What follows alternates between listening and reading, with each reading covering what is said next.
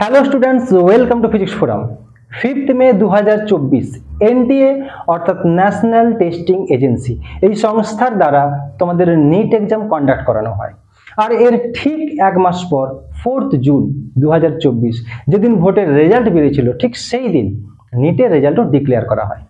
আর ভোটের রেজাল্টকে ছাপিয়ে নিটের রেজাল্ট খুব একটা বেশি হাইলাইটসে আসতে পারেনি, কারণ ওই দিন সোশ্যাল মিডিয়া, এমনি মিডিয়া সব জায়গাতে ভোটের রেজাল্টই সব থেকে বেশি করে খবরে দেখাচ্ছিল। তবে সময়ের সঙ্গে সঙ্গে নিটের রেজাল্টে অনেক ডিসক্রিপেন্সিস দেখা যায়, অনেক গোলযোগ দেখা যায়। নম্বর 1, 720-তে 720, প্রায় 60 জনের বেশি সংখ্যক ছেলে পেয়ে যায়, যেখানে প্রত্যেকটা নিট স্টুডেন্টের একটা স্বপ্ন থাকে যে এইমসে চান্স পাবে।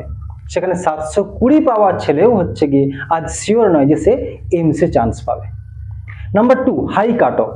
মাত্র এক বছরের ব্যবধানে কাট অফ 50 নাম্বার বেড়ে যাওয়া, যেখানে লাস্ট কয়েক বছরে 600 পেলেও চান্স থাকতো একটা ভালো কলেজ পাওয়ার, সেখানে আজ 650 পেয়েও শিওর নেই যে হচ্ছে কি কোনো ভালো গভর্নমেন্ট কলেজ পাবে। আর সবচেয়ে যেটা বড় ব্যাপার, 718 এবং 719 এই দুটি নাম্বার। নিটের নিয়ম অনুযায়ী যদি কেউ একটা সঠিক অ্যান্সার দেয় তাহলে সে 4 নাম্বার পাবে, আর যদি কেউ ভুল অ্যান্সার দেয় একটা, তাহলে তার জন্য তার -1 হবে। আর এই নিয়ম অনুযায়ী ম্যাথমেটিক্যালি 718 এবং 719 এই দুটো নাম্বার সম্ভব নয়। তবে এই যে কন্ট্রোভার্সি, এটা কিন্তু নিট রেজাল্টের ঠিক পরে শুরু হয়নি, এটা শুরু হয়েছে নিট রেজাল্টের অনেক আগে থেকে। 5 মে যখন পরীক্ষা হয় তার ঠিক আগে একদিন বা দুদিনের মধ্যে শোনা যায়, কিছু খবর এরকম দেখা যায় যে বিহারের পাটনাতে একটা পেপার লিকেজের ঘটনা সামনে আসে। বিহারের পাটনার শাস্ত্রীনগর পুলিশ স্টেশনে এর উপর ডিপেন্ড করে একটা এফআইআর ফাইল করা হয়। খবর এরকম শোনা যায় যে 30 লাখ 50 লাখ পার ক্যান্ডিডেট পিছু এই টাকার বিনিময়ে পেপার লিক করা হচ্ছিল। শুধু বিহার নয়, আরো কিছু স্টেটেও এইরকম খবর সামনে আসে।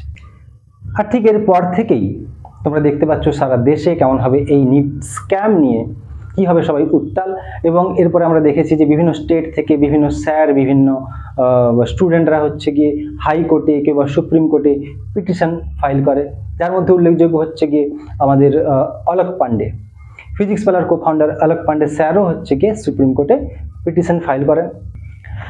আর এরই মধ্যে এনটিএর তরফ থেকে যে একটা স্টেটমেন্ট আমরা দেখতে পাই, সেখানে বলা ছিল যে গ্রেস মার্ক, অর্থাৎ কোনো জায়গায় কোনো সেন্টারে টাইম লস হয় বা আরো কোনো কিছু কারণের জন্য বিভিন্ন স্টুডেন্ট গ্রেস মার্ক পায়, আর এই গ্রেস মার্কের জন্যই কাট অফ এতটা হাই হয়ে যায়। এবং এনটিএর স্টেটমেন্ট অনুযায়ী এবার কোশ্চেন নাকি খুব একটা সহজ ছিল, সেই জন্যও কাট অফ হাই হয়ে যায়। আর 718 গ্রেস মার্কের জন্য মূলত 718 আর 719 এইরকম অস্বাভাবিক নাম্বার চলে আসে। তবে একটা জিনিস সম্পর্কে তোমাদের সতর্ক করা উচিত, নিট স্ক্যাম সংক্রান্ত বহু ব্যাপারে অনেক গুজব কিন্তু আমাদের ইউটিউবে, বিভিন্ন সোশ্যাল মিডিয়া সাইটে হচ্ছে কি ছড়াচ্ছে। তো তোমরা এই সমস্ত থেকে দূরে থাকবে।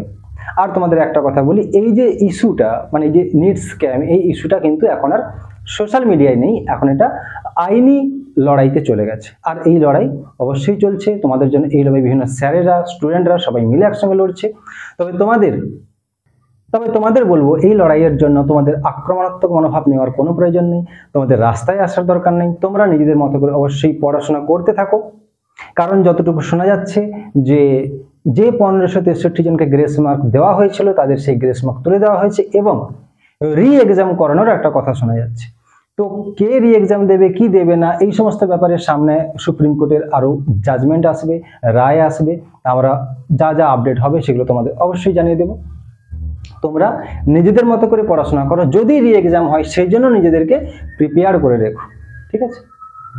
আর যারা 11-এ পড়ো, যারা 12-এ পড়ো, বা যারা 12 পাস করে নিটের জন্য প্রিপারেশন না শুরু করেছো, তারা অবশ্যই নিজেদের মতো করে প্রিপারেশন নিতে থাকো। Thank you so much.